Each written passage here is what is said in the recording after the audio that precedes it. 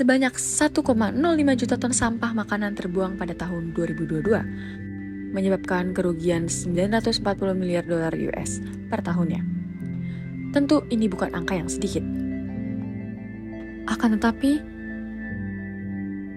di satu sisi, 282 juta orang terpapar kelaparan di seluruh penjuru bumi. Hal yang miris.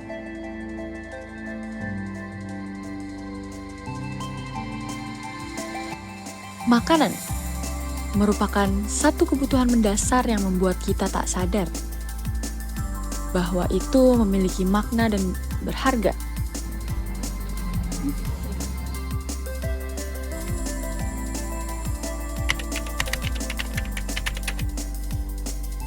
Awalnya memang cukup berat karena beberapa makanan aku hanya membelinya karena aku ingin, bukan karena aku benar-benar lapar dan akan memakannya ataupun akan menghabiskannya. Aku sendiri merasakan perbedaan yang lumayan signifikan, terutama untuk diri aku sendiri.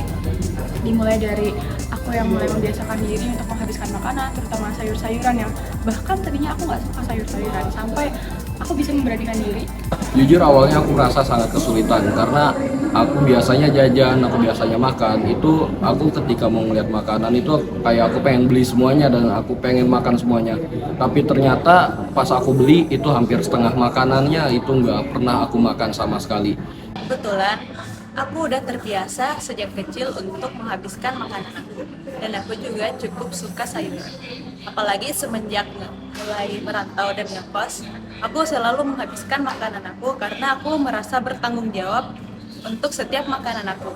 Awalnya aku kesulitan dan setelah kelama-kelamaan aku mulai belajar bagaimana caranya nge-manage keinginan aku, yang mana keinginan, yang mana kebutuhan. Lebih ke mau untuk menghabiskan semua makanan itu. Jadi menurutku ini semua tentang kesadaran diri sendiri. Aku juga masih menyisakan sedikit makanan sayur-sayuran yang ada di topping-topping makanan. Misalnya seperti pada nasi goreng.